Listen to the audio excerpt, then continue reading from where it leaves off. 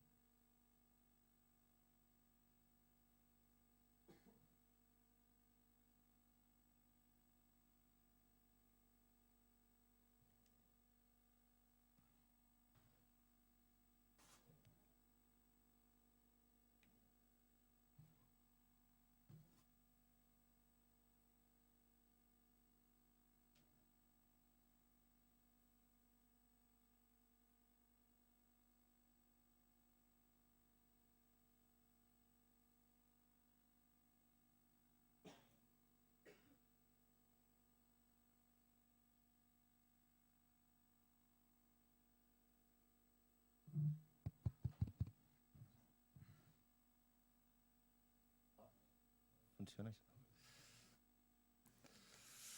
Bon dia, benvinguts.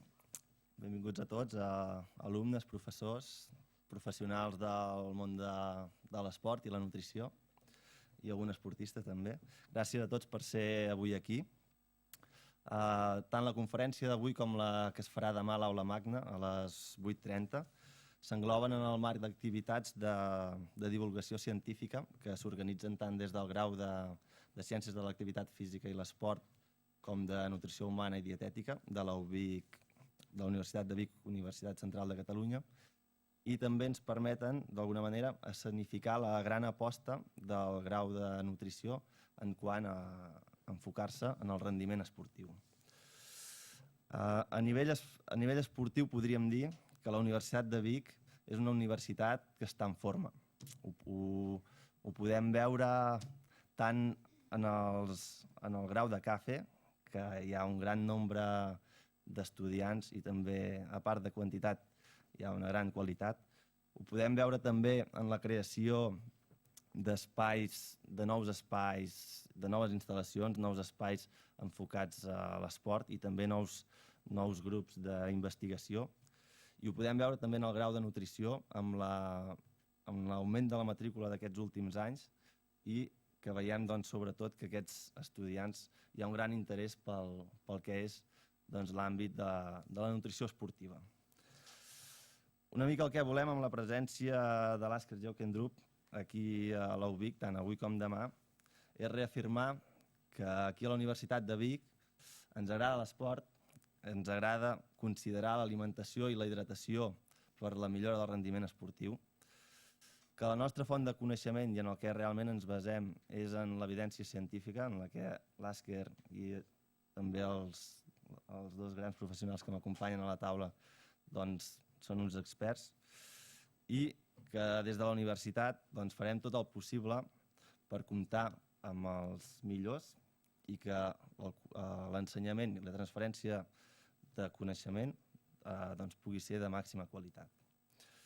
Abans de presentar i donar la paraula als membres de la taula, m'agradaria també donar les gràcies a la Míriam Torres i a l'Eduard Comerma, que són els coordinadors de Nutrició Humana i Dietètica i de Ciències de l'Activitat Física i l'Esport, per la gran feina que han fet en l'organització i divulgació d'aquests actes. Igualment també en Xavi Penya ja ha col·laborat aportant-hi molta feina.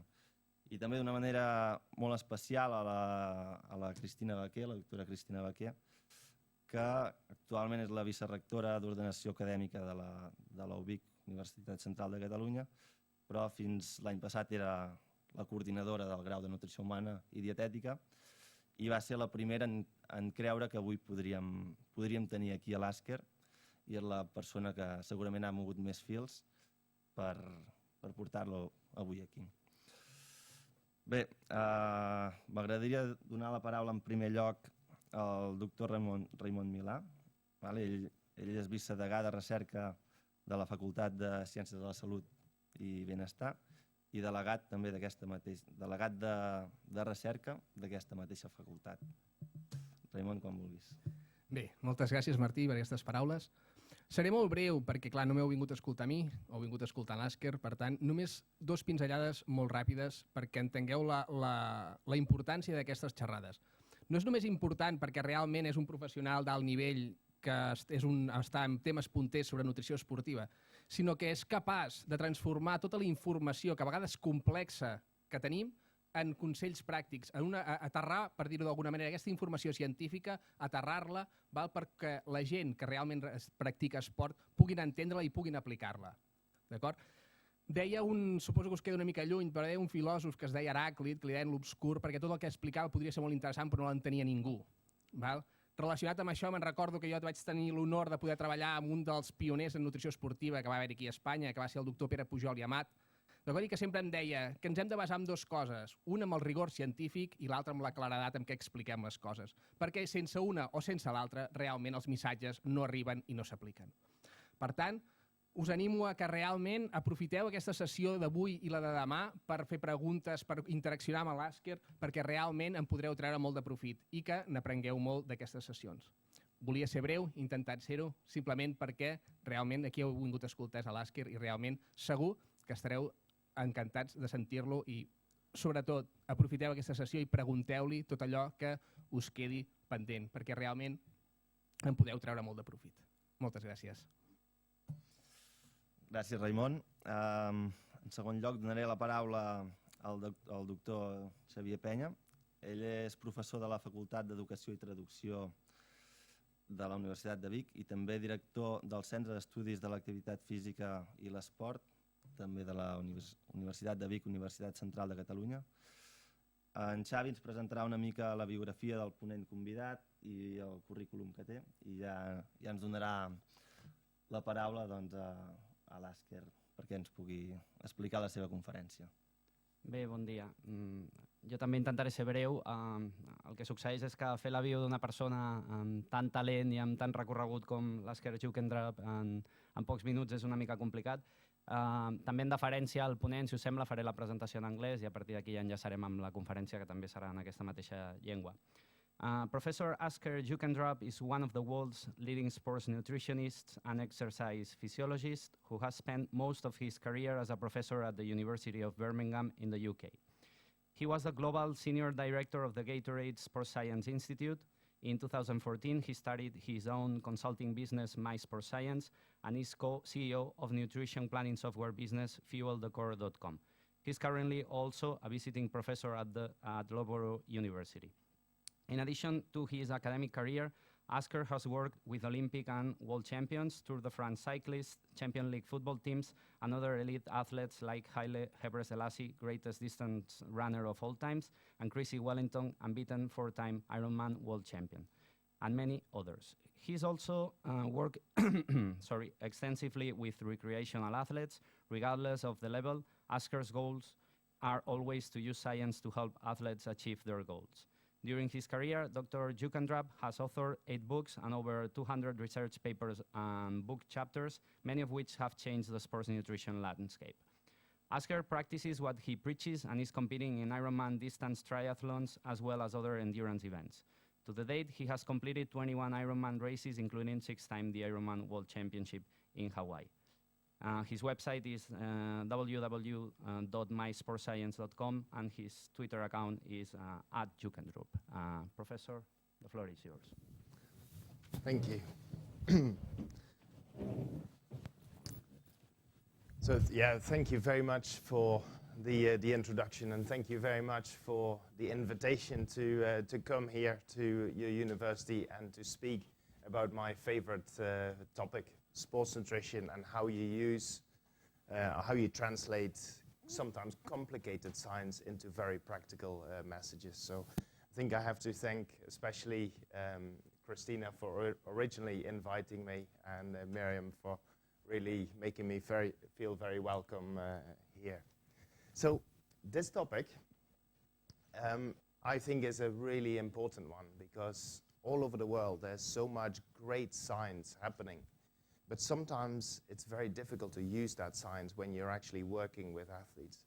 And I do both. So I've done the science, and then sometimes I'm working with athletes, and I find it really difficult to take the science outcomes and translate it into something, because now I have to tell the athlete what to eat and when to eat it.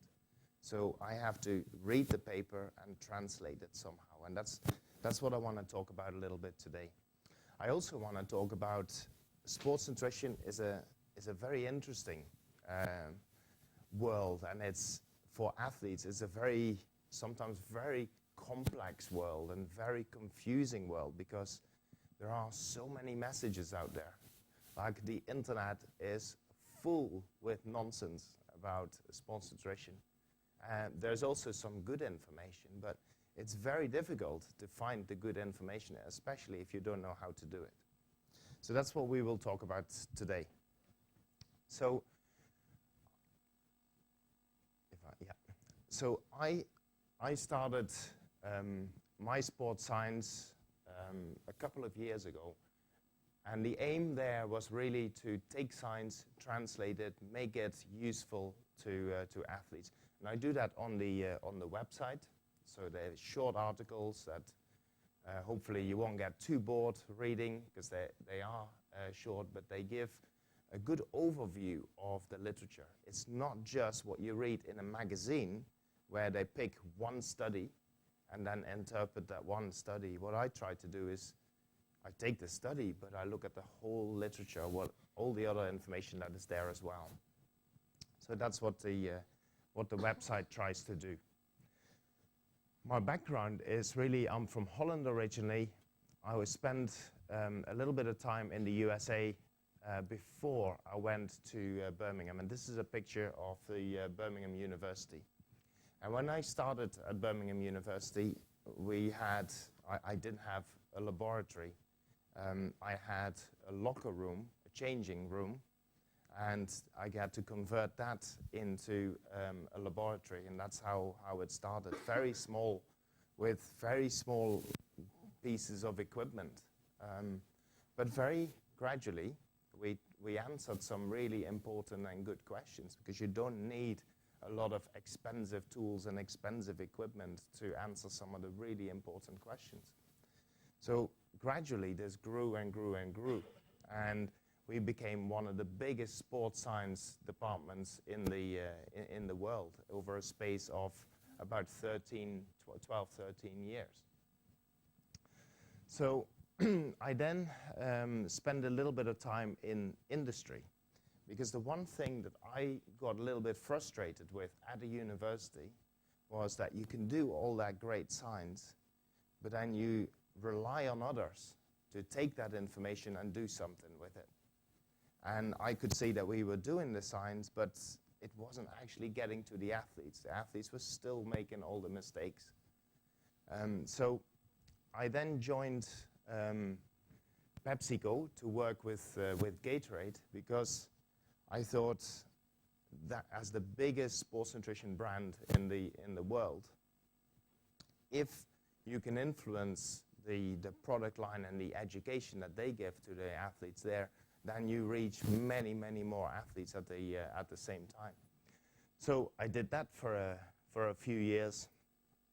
And then in 2014, as I said, I started my own company to work with a number of teams and athletes and organizations. So I consult for them now. And then I also started a new company, Core. And when there is a little bit of time at the end, I will tell you a little bit about what that project tries to achieve. So over the years, I had the opportunity to work with some amazing athletes, from some very good tennis player here to fairly decent footballers, some good cyclists and sprinters, and also quite a few people in the sport that I liked, and that is Ironman triathlon. So I hope that I worked with these people and they learned a little bit from me and from the science. I certainly learned a lot from them. Every time I work with athletes, I learn more about all the things that we don't know yet, that we still need to figure out. So I then take those back to the university and we start to study them.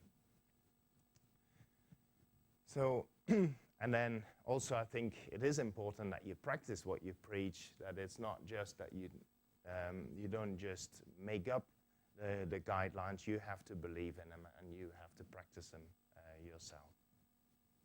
So what I want to do today is talk about evidence-based practice in sports science, although a lot of what I say actually applies to all other sciences as well.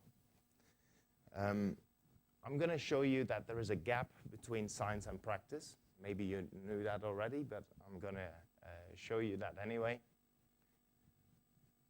I think this is a really important question. Why do we actually need science? Why is that important?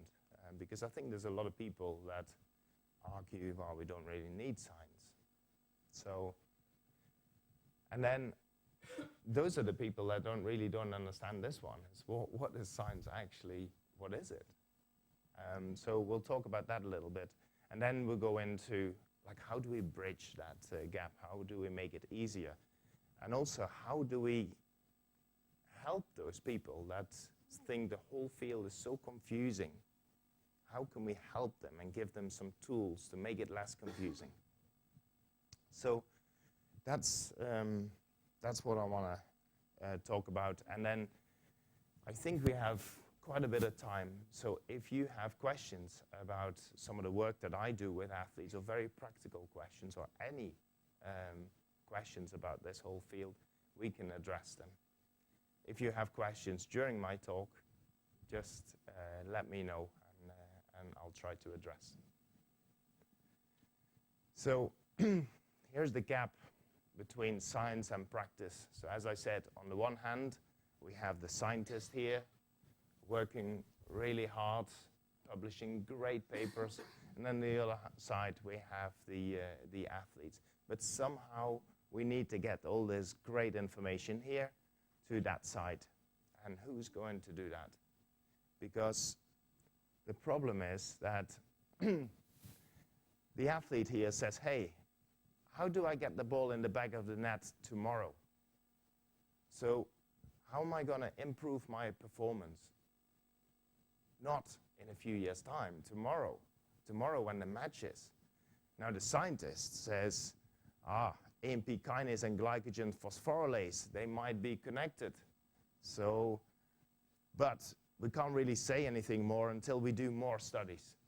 So come back in a few years' time. But then, of course, the game is gone. So for the athlete, an answer in a few years' time is no good. The athlete needs the answer tomorrow. So somehow, we need to translate this. What can we do with this information so that he can win tomorrow? That is the big problem. So I think a number of issues here. One is, obviously, these two speak very different languages. I'm not sure if this guy's ever been to a football match, right? That's very possible. And this guy definitely doesn't know what AMP kinase is or glycogen phosphorylase. So, and I don't think he will ever know what that is or need to know. So, so my background is more in kind of the biochemistry, and biochemistry is complex. This is just some of the pathways that we have. And of course we can't read it, and that's also the point of this. We don't need to read it. It is complex. What scientists do is, in order to make it less complex, they focus on that little bit. And there are scientists that spend their entire career studying the pathways in that little box there. And then, of course, it's very difficult if you do that, and your work is in test tubes and everything. Is really difficult to translate that into something that is going to be useful to the athlete. Now, if you work with athletes, then you have this other problem. You read these papers or you have this information from the biochemistry, but you have to combine that with all the other information, with information that you have about nutrition, about absorption of nutrients, for example.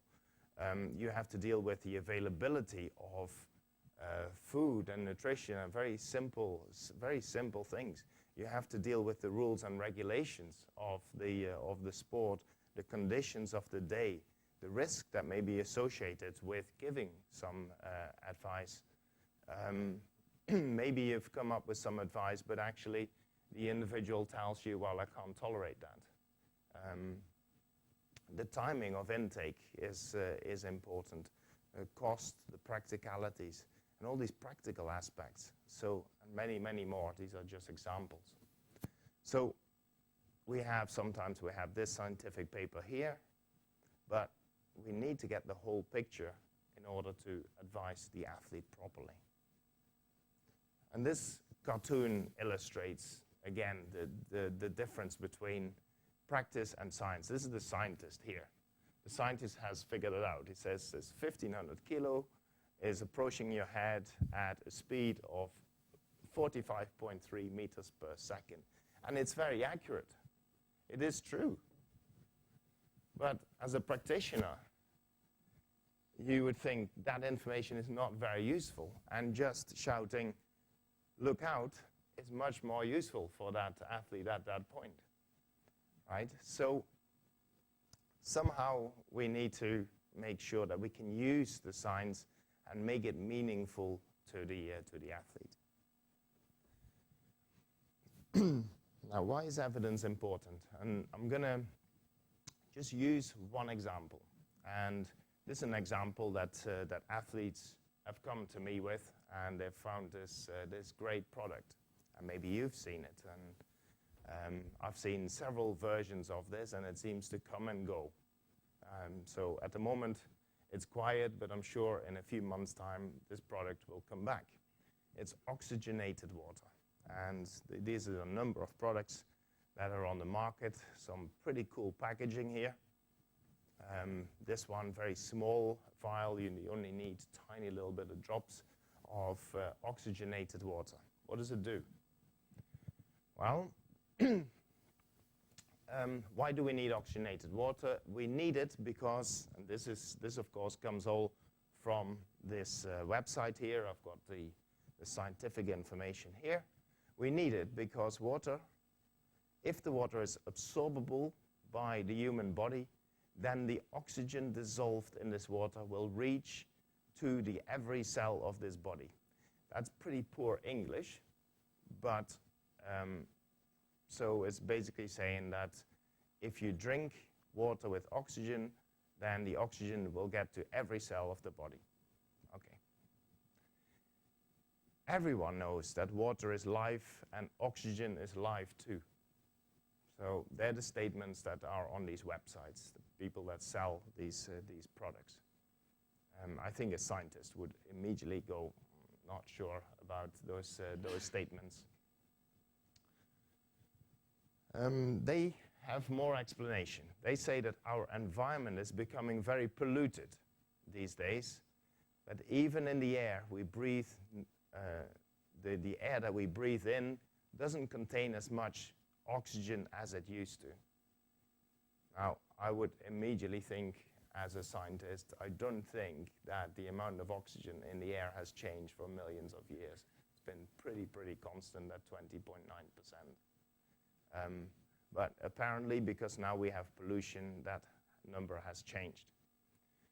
This rapid decline of available clean oxygen, so there must also be dirty oxygen, but clean oxygen, also results in the loss of oxygen in our food and water.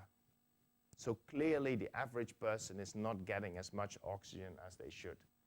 So they're building this story. It's like, we have pollution these days, we're not getting enough oxygen, therefore we have the exact right product for you, oxygenated water. So, and I have very little problem with that. It's nonsense, but it's very little problem. The problem is where they start to say, this is actually based on science. And that's what they do on this page here. It's like, they claim that these are the proven effects of oxygenated water. Achieving and maintaining a good hydration level of the body with a smaller amount of water. That is quite interesting. I would like to see how you do that. So you're essentially getting more water into the body with less water. Doesn't make sense to me, but because it's oxygenated water, maybe that's possible. It also reduces and degrades lactic acid in the muscles. It increases hemoglobin levels, improves tissue respiration, and reduces tissue hypoxia, improving recovery after severe physical and mental stress. Well, if I believe that, then all the athletes that I work with, they have to have this oxygenated water. So this all comes straight from those websites. Those are the products that sell these, the companies that sell these things. So let's have a look at this and see what is the real evidence. And the real evidence, the proven effects, are none. There's nothing in the literature that shows any of that. So let's try and explain this. So water, any water that you have, this water here, is oxygenated. There is oxygen in this water. It's actually very difficult to get water without oxygen. It has a tiny amount, 8 milligrams of oxygen per liter. Now, if I take the cap off here and I pump pure oxygen in under high pressure, I can get more oxygen into this water. I need that pressure though. With the high pressure, I can increase it 40 milligram by 40 milligram in a bottle per atmosphere of pressure. So suppose that you drink 1 liter of water. Sorry, I should say first, we now have the oxygen in the bottle. Yeah. So you buy it, you're about to drink it, take the cap off. What happens? It's gone before it's even near your mouth. So oxygen is gone. But suppose that it stays in the bottle. The other problem is, if you drink it, we cannot actually absorb oxygen. We have lungs so that we can inhale air and the oxygen is extracted. But in the stomach, we can't do anything with oxygen. We cannot absorb it. But assume that's not true. Assume that it gets absorbed. Assume that the oxygen stays in the bottle. We drink this. Well, it's still only a very small amount of oxygen. So I would say and advise athletes, why don't you just breathe in one extra time? It gives you 146 milligrams of oxygen and is much cheaper than your oxygenated water. So that's the sort of stuff that's out there that athletes get very excited about because they've got the new thing. And I think that is where actually a clear analysis, looking at the facts, looking at the evidence, is really important.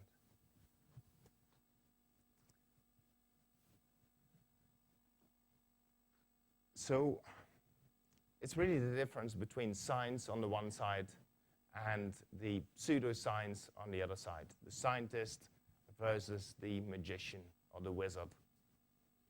I'm not going to go through all of this because there's a lot of words, but there's a couple of things that I want to show you. So the difference is that in science, we express our findings in scientific journals.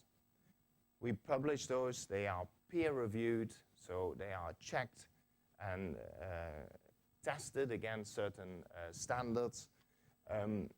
These publications are really meant for the scientific community. They're the ones that read this, they're the ones that criticize this, they're the ones that approve it. Pseudoscience avoids this. They don't want anyone with any knowledge to look at it. They don't think it's necessary. They go directly to the people that don't have that background, because now we don't have a review, there are no standards, and no one actually asks for it to be accurate or precise information. In science, we want results to be reproducible. So if we have one study, then we want it to be reproduced somewhere else to make sure that that one study was correct. And sometimes you have a study that shows something positive, and then other people try and they never find anything. So we conclude, well, that study probably there was something wrong. In pseudoscience, results cannot be reproduced or verified. First of all, because it was never studied properly. They show you two pictures, like the famous before and after pictures, right? And they say, this was the picture before, this is the picture after. Well, you can never reproduce the study because you don't know what the conditions were, you don't know what they actually did, and that's how pseudoscience wants it. In science, we're always trying to find mistakes. When I read a paper, I'm always reading it to find mistakes, like reasons, other explanations of why they find what they found. Pseudoscience ignores all failures. If someone says, yeah, but that was your before and after picture, that wasn't a carefully controlled study, they ignore that. That's not useful information to them. They come up with some other excuse why that doesn't need to be done or why it wasn't done. So there's a number of other factors that make these two different. But the problem, of course, is on the one hand, we have things like fraud, stories, very often a collection of personal experiences, and this word is very, very important, is believes. And then what we do with science is we look at evidence, facts, and statistics, and that's really the distinction. And this is why I think we do need the science. So what exactly is science? I think science, you can probably find a lot of different definitions of what science is. And the definition that's most often used, I think, is a collection of knowledge, and that knowledge accumulates because of a scientific process, and that scientific process you can see here. So we're trying to find out how the world works, what the truth is. So we make observations. Based on observations, or we read papers. So we have an initial knowledge. Then based on that, we formulate a hypothesis, how we think it's going to work. So if we take a sports nutrition example, I have a supplement, and I come up with a hypothesis. Why do I think this supplement works for this particular athlete? We then design a study that tests exactly that hypothesis. And then we actually do the study, and we do it very carefully. We control everything, and we'll have an outcome. Now, the outcome can be exactly what you were hoping for. The outcome can be something completely different. Usually it's something completely different. If it's something completely different, it's fine. Then you change your hypothesis a little bit, you adjust it, and you do a new study. Till you find that actually, yes, what I tested now, that's exactly what I expected. And then we have established a new theory. And that's step by step, we get a little bit closer to how the world works, how sports nutrition works. Yeah? That's the process. Especially in sports nutrition, I would say it's a very difficult landscape. That's actually the reason why the very first slide had this landscape of Monument Valley. It's like it's not an easy landscape to navigate, because in this area there are many opinions. I always say it seems that everyone who eats is an expert in nutrition, and to some degree that's true, because everyone who eats is writing blogs about how good it is, what they cooked last night, and it's not necessarily based on science. And that means there's a lot of misinformation. There are many experts. Trust, we'll get to that. So people trust the information they read. A lot of the things that you read say that it's based on science. It's proven by physicians. You'll often read whatever that means. Also, people like black or white. People don't like some of the statements that I make. Well, it depends. It's got to be black or it's got to be white. It's got to be a high-fat diet or it's got to be a high-carbohydrate diet. I would say, well, there's probably space for both.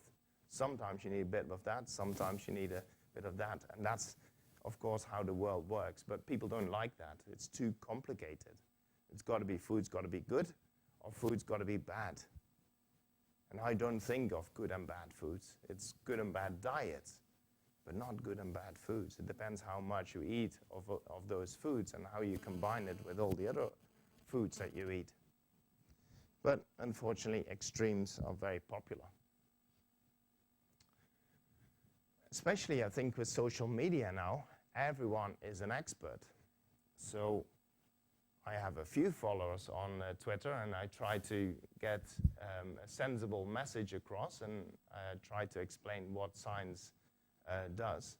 But if Miley Cyrus says that gluten are crap, literally her message, then that's what the whole world accepts. Gluten are crap. We cannot eat gluten. So that's what you get when you have 9 million followers, right? So the problem often is that when we communicate these messages, the context is missing. Gluten may be crap for some people who suffer from celiac disease, but it doesn't mean that that is true for everyone. So we definitely have a situation of poor communication of science. And you can see that here. These are just some of the messages that we get bombarded with. So saturated fats is obviously very bad for us. Trans fats are bad, but sugar is also bad. It's a silent killer. But high protein is also bad. We can't eat protein. Protein kills. We can't eat meat. Meat kills. And yeah, definitely fat we cannot have. So there's really not much left to eat, is there? If we believe all of that, it's really, there's really not much left. And a lot of it has to do with how you read these papers and then how you translate that information, how you get that across to the consumer. Here's a fun example. So a good friend of mine, Brent Ruby, he lives in the United States. He's a bit of an interesting character. If you see him walking around at conferences, he would wear fluorescent socks with shorts, a cowboy hat, and some very, very funky glasses. So, but he's actually a very good scientist. He's also an Ironman triathlete at the same time. he did this study where he was interested in glycogen synthesis. Now, glycogen, of course, very important for recovery for athletes. And we know that you need to eat a certain amount of carbohydrate after exercise, ideally in the hour after exercise, so that carbohydrate will go to the muscle and form glycogen. So his question was, does the source of that carbohydrate actually matter? If I take a sports nutrition product that has carbohydrate, is that different from when my carbohydrate comes from McDonald's? So that's the study that he designed. And he designed it so that the composition of the meals was actually the same. So he took the McDonald's meal with a certain amount of carbohydrate, and then he had the sports nutrition products, but the composition in terms of carbohydrate, fat, and protein was the same. So, and pretty similar, as you can see. So what they found was that in the 4 hours after exercise, when glycogen was resynthesized, the two performed exactly the same. And for me, that's based on this. That's pretty much what I would expect.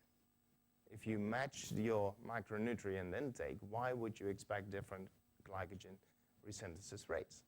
So he reported that in the paper. They also measured insulin, and also there, no difference, and no differences in glucose profiles. But so it's a nice little paper, fun paper, quite important message, I think, to the athlete, that there are different ways to get to your carbohydrate intake. Now, what the study did not say is what actually appeared in the newspapers. So, which is the next slide. Doctors say fried chicken is good for you. And where does that title come from? They didn't even use fried chicken. And the doctors also didn't say it was good for you. They said it helps you to resynthesize glycogen in exactly the same way as a meal from sports nutrition product with the same composition. But that was probably too long to fit in one tweet, right? So, so this is an example of some pretty bad journalism.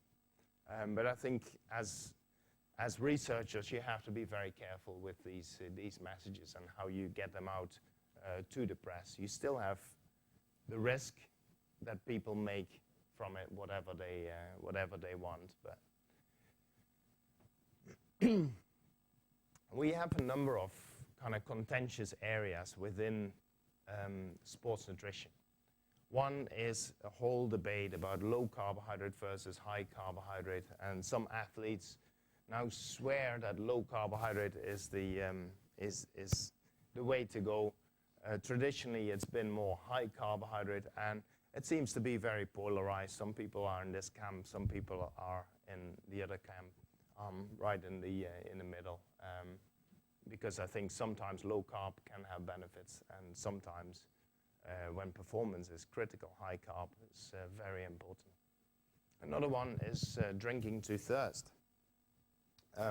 We've had guidelines that tell you that you should drink depending on how much you sweat, which seems very sensible to me. If you sweat a lot, you need to drink more. But then there's also guidelines that say, well, you just drink when you're thirsty.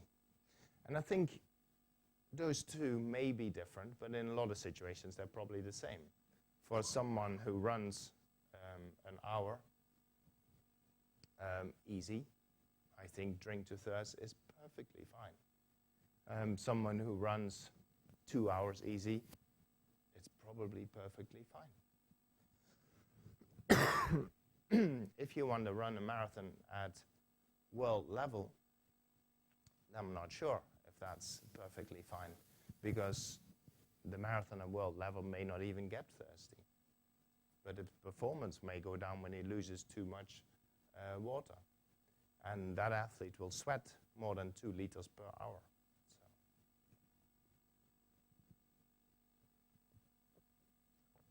I'm drinking to thirst now. So There's also some debate about high protein is good or high protein is even dangerous. I think that one, in terms of the science, definitely lies here. It's not, there's no evidence that it's dangerous. Excuse me. We also see, usually in the month of December and January, so very soon, we'll see some new books come out. Not because there's new scientific discoveries, but for some reason, those are the months that these books sell a lot better.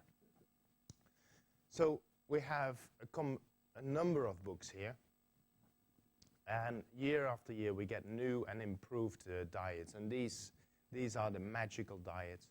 Usually what these books do, they don't tell you what to eat, they tell you what not to eat. So the food combining diet actually tells you what foods not to combine. Here it tells you that modern foods are bad. This book tells you that you need to avoid gluten, this book as well. This book is carbs are bad, and this book is sugar is the enemy. So it's usually telling you that there is one ingredient or one component of your diet that you should remove. Here are some of the other trends. Usually what people like to do is they like to put foods into a bucket, good or bad. So that's what I try to do here.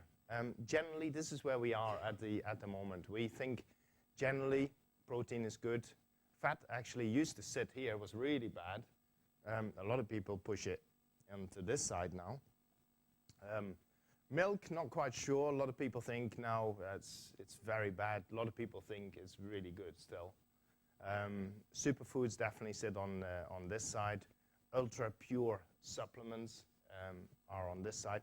It's also very interesting that the same people who like the ultra pure supplements, they're the same people that don't like refined foods.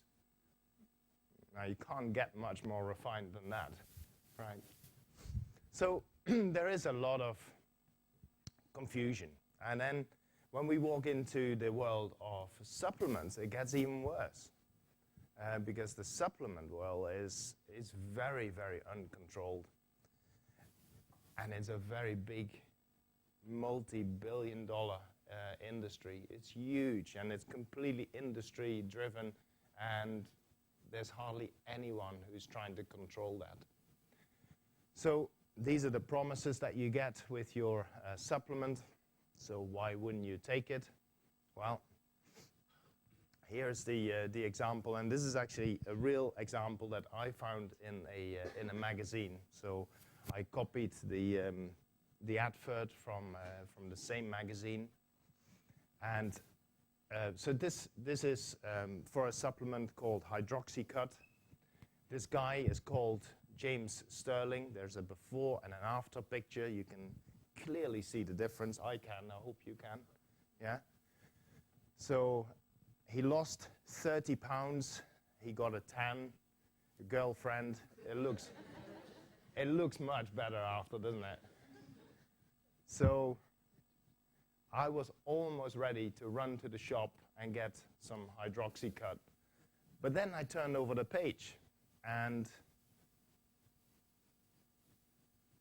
I saw this advert. And this guy is called James Sterling. Maybe that's coincidence, but he also looks very similar, doesn't he? This is the before, and this is the after picture. He took a different supplement this time, and instead of losing 30 pounds, he gained 28 pounds in 8 weeks.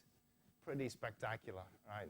So, but now I wasn't sure which supplement to buy, so I ended up not buying any of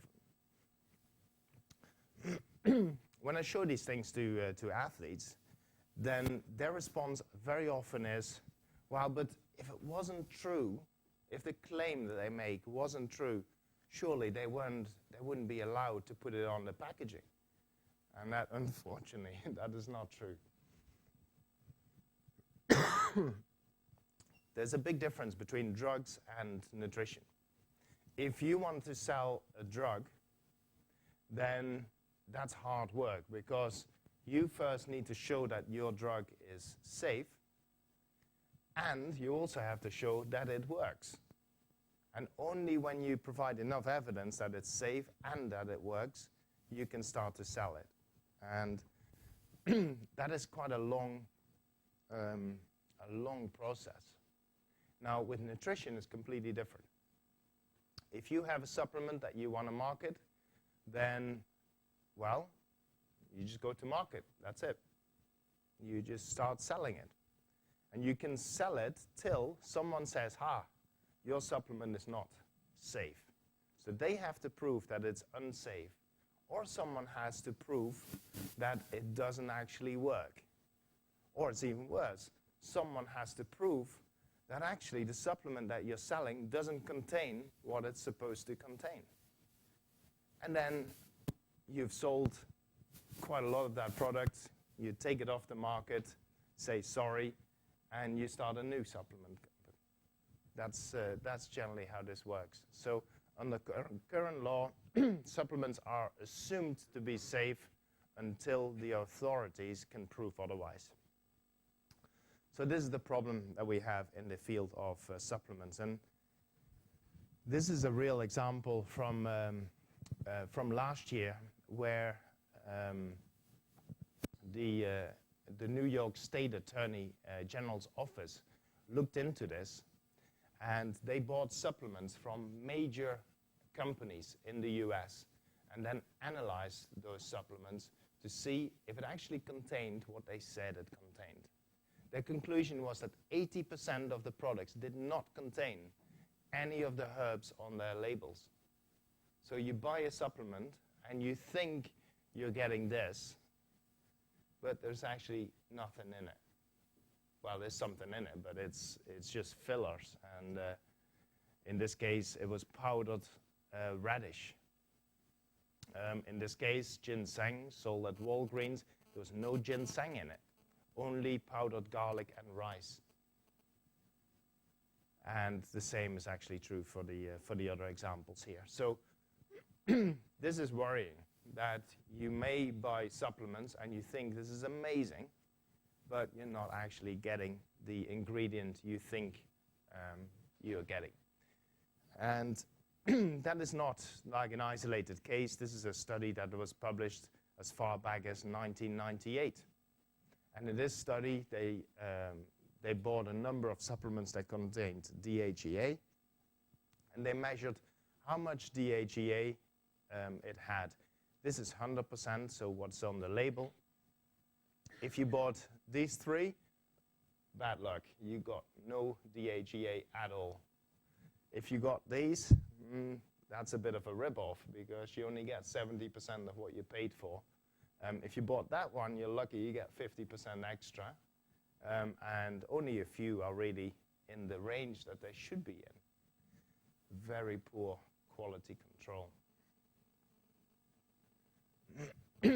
Now, we know that a lot of athletes like supplements. Actually, most people like supplements. That's why it's such a big industry. But athletes in particular like supplements. 40 to 70% of athletes use nutrition supplements.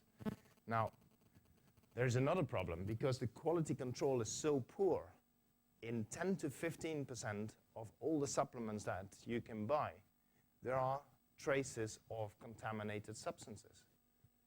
That may not be a big deal if you're just jogging a couple of times a week, but if you're a competitive athlete who gets drug tested, that could be a very serious problem.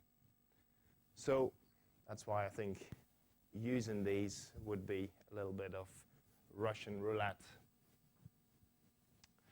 So this is a picture of Ron Morn. And when it comes to supplement, Ron says there are really 3 rules. Actually, he used to say there's 2 rules. And then the last few years, he's added a 3rd rule. The first rule is that if a supplement is not banned, it probably doesn't work. Second rule is if a supplement works, it's probably banned. And then the 3rd rule that he had to add more recently is there are a few exceptions, not many. I thought it was pretty cool that Ron had these 3 rules, so I wanted to have my own 3 rules. So my rules are supplements may not contain what you expect.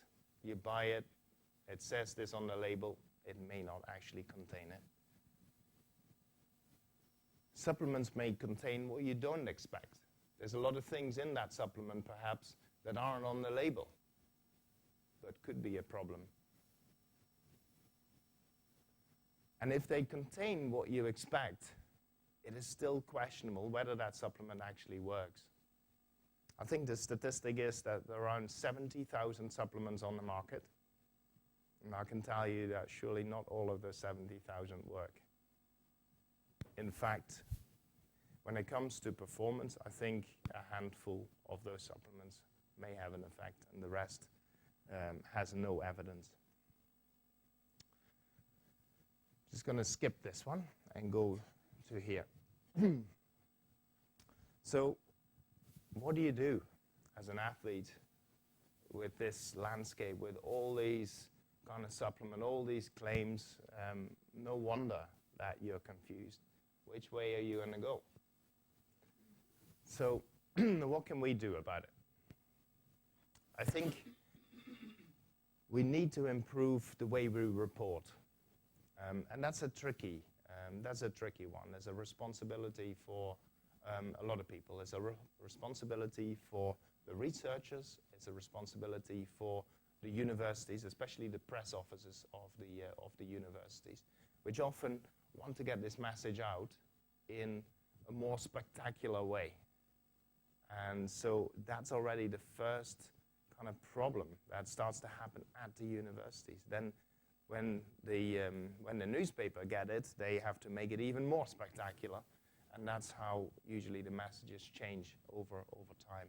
We need to find ways to improve this. We need better regulation of supplements. I'm not too hopeful, to be honest, that that's going to change. We need more and better education. I think that is really, really key, especially when we work with athletes. I think that's where we can make a lot of progress. If we teach athletes a little bit better on how to read and how to be critical, then I think that probably is a step in the right direction. So we almost need athletes to use an evidence-based approach. But that's only possible if we give them the tools to do this. That means that how can they judge when they pick up a magazine or they read an article? How can they make sure that the information in there is right? Or how can they figure out that that is nonsense? So I think we can do that, I think, in 3 simple steps. It's probably many, many more steps that we could take, but these are, I think, the 3 easiest steps that I think we can teach athletes. The first one is, what's the origin of the information? Is it reproducible? And then the most important one, to recognize immediately whether it's nonsense or not, is the language. And then there's lots more that we could do that's more advanced. So find the origin of the information. Of course, we first want to know, well, is it based on a study, and is the study published? If the study is published, where is it published? And then also, what are the credentials of the authors?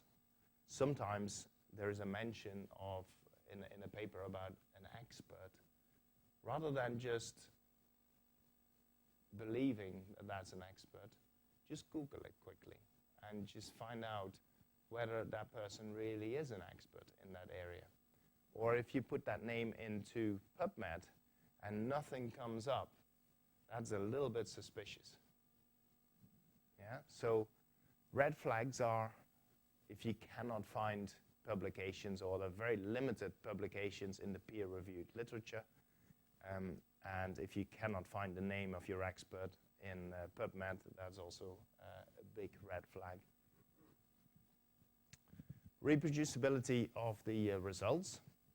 One study in isolation doesn't mean very much, and that's a mistake that's very often made in some of the popular magazines. One week you read that this diet works, the next week another study has shown something different. So in the same Runner's World or whatever you pick up, you can find 1 week this, next week the complete opposite. That's very confusing for the athletes. And it is because they look at one study and not at the totality of the evidence. Now, of course, we want those studies to be independently performed. There are a few supplements on the market where the patent holder is also the one who's done all of the studies. HMB, very popular supplement, is one of those. And it's really difficult to, if all of the studies come from the same lab and the person who's done the studies is also the patent holder, that makes it very hard for me to believe it. If those studies were done in other labs by people who are not patent holders and they confirm it, then I would say, yeah, actually that starts to look like strong evidence. If other people do it with completely different approaches and come to the same conclusion, that makes it even stronger. So this, I think, for the athlete is the most important one, the easiest one to teach, and that is the language. And science and pseudoscience are written in completely different languages that are actually fairly easy to recognize. So this is not science. This is the pseudoscience language. For extreme muscle gain, 100% natural high-performance booster, unique formula, contains L-arginine, the magic ingredient for the cardiovascular system. So the red flags for me in there are extreme, 100% natural, unique, magic. So lots of red flags in just one sentence. So the use of emotions and exaggerations, exclusive, magic, secret. Secret is another good one that's often used. Secret formula. If you find that on the bottle, you know there's no science whatsoever behind it. Research proven, another example. Detoxifying the body. That's another great one, detoxifying. That is not a scientific term. Stabilizing of aerobic metabolism. Stabilizing is another word that's very often used. It's very cool. And iron permeability. That's another thing. I don't know what that's necessarily what that means, but that's not the point.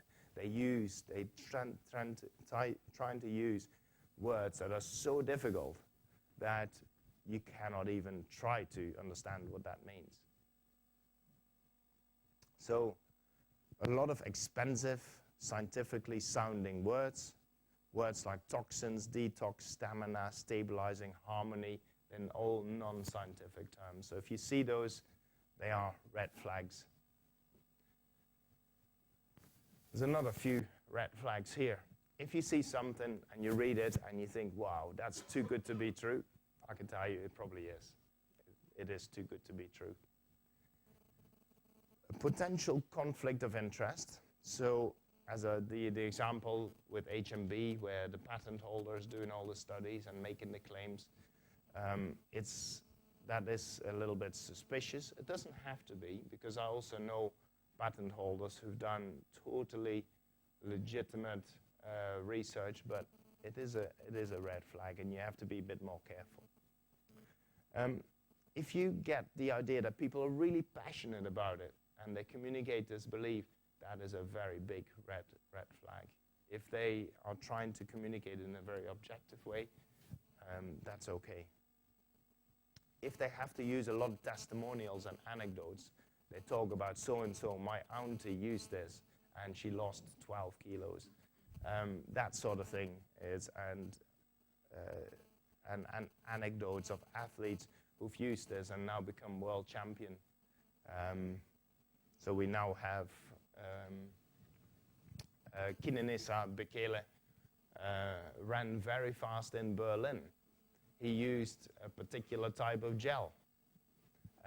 That's the anecdote. Now everyone wants to use that gel. You look at the gel, it's glucose and fructose. The composition is very similar to a lot of other gels that are out there on the market, but it's based on anecdotes.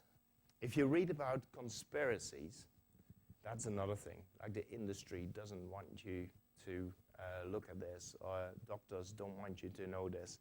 That's the sort of thing that is also a very big red flag. So now I've tried to give some idea of how we can bridge the gap, how we can get the two sides to talk together a little bit better. But I've also learned that in order to get messages across, you have to make them tweetable these days. If they don't fit in the space of a tweet, and people can't take it home. So I've tried to put it in a tweet. Evidence-based practice offers the tools to make fewer mistakes and gives you a faster way to better results. So if you had an athlete and had to navigate this sports nutrition landscape, and the athlete can see where they want to go, they know where their event is in the future, they know what they want to achieve, but on the way they are training and they meet people. They meet someone who sells supplements, says, here, this is the best thing, it's amazing. Have you heard of this? It's oxygenated water. And the athlete gets distracted. And they probably find out after a few weeks that the oxygenated water doesn't really do a lot. And then they go on to something else. Someone says, if you come in my team and you promote this product and you eat these bars, I'm going to give you this amount of money. And the athlete's saying, yeah, okay, I'll take that money. And if I have to eat some bars for that, that's fine. And that's how athletes get constantly kind of distracted from going to their goal in the straightest possible way. And I think that's where evidence-based practice really helps to find the best and the shortest way. I think I'll probably spend most of the time talking about this one, and that is to bridge that gap, we have to make sure that we speak the same language. So to bridge the gap between science and practice, scientists will have to think a little bit more like an athlete. It's not all about glycogen, phosphorylase, and AMPK. It is like, how can we use that information to put the ball in the back of the net at the end of the day? On the other hand, athletes have to learn to be more critical. And they have to think a little bit more like athletes. And that's the only way that we're going to build that bridge. Now, navigating this whole landscape is impossible if you don't have the tools, if you don't know how to read a paper or how to be critical, if you don't know what the red flags are, or what evidence even is, or what science even means. So there's a little bit of education to do there.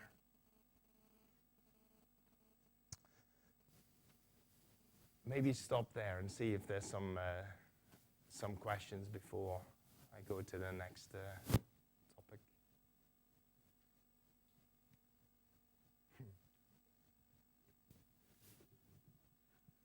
No need to be shy.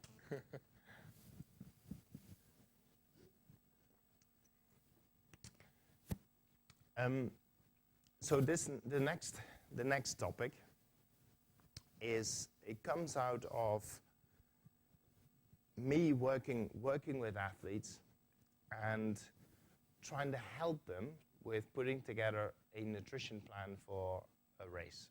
So say someone has a marathon, they just want some advice on, how do I use nutrition for this marathon? What do I need to take? What does the evidence say? And so I sit down with the athletes, and there's a lot of questions I ask. It's like, what is the marathon that you're going to run? What are the conditions going to be? How much do you sweat? How fast are you going to run this thing? How many years of experience do you have? When you run normally, what do you take? So there's lots of questions, and it takes me a lot of time to get that information out of the athlete, and then I come back with a plan that takes all of that into account.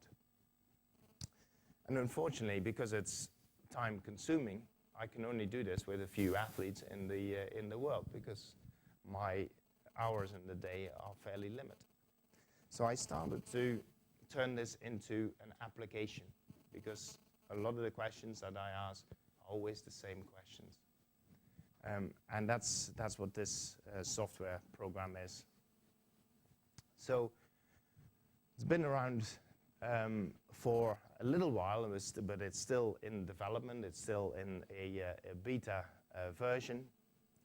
But some athletes have used it, and have used it with success. Now, Emma Pooley is she's won many medals at World and Olympic championships, both in cycling. That's quite unique. She's been a cyclist, but she's also been a triathlete and a duathlete, and she's won world championships in all those sports. So the only problem that she had is that she could never do a long distance race without stomach problems. So I sent her the app, and she said that even like the first time around, it was terrific. No issues, no cramp, no dehydration for the first time in a race in far too long. So that's the first anecdote. The red flag should be up, right? So this is what the software looks like. You can just try it for free. And then these are some of the questions that you get asked. These are questions about you, first of all. Then questions about the event you're going to do, questions about the fuels you're going to use. And there's a very large number of products that you can use, so this app is not biased towards one product or another. Or if you want to use normal foods, fruit or a sandwich or whatever you want to use, you can find that in here as well. And then you start to plan. So if you've selected these sports nutrition products, it generates a plan for you, tells you exactly what to take when. You can change these products. You can also change these products by simply clicking on them on the timeline. As long as you keep these dials here on target, as long as they're in the green, you should be okay.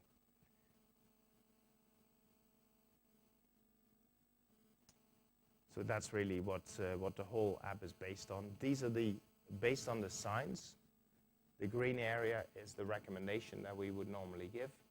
But of course, there are many different ways in which you can get to that recommendation. You can use whatever products you want to get to that recommendation. So this is what Chrissy Wellington said. She thinks that this will help athletes in the future. And I don't think it matters whether you're an elite athlete or a recreational runner. Some of the marathon organizers that we're working with are quite excited about this, because a lot of athletes, they make very basic mistakes when they choose their nutrition products. And some drink too much, some drink too little, some take so many gels that they get stomach problems, and it's actually very easy to reduce those problems, I think, with a little bit of sensible advice. So with that, I don't know, we still have a bit of time. So I just want to say thank you for this first part, but I can definitely talk a little bit more about some of the work that I've done with athletes, if you would like to. Yeah. Thank you.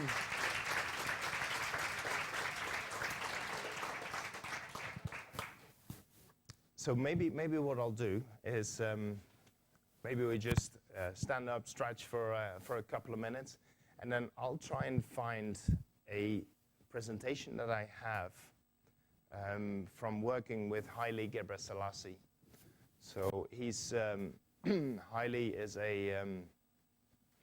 probably the greatest distance runner of all times. He won, gosh, I'm trying to think how many world championships he won, but he ran 27 world records in his career, anything from 1,500 meters up to the marathon.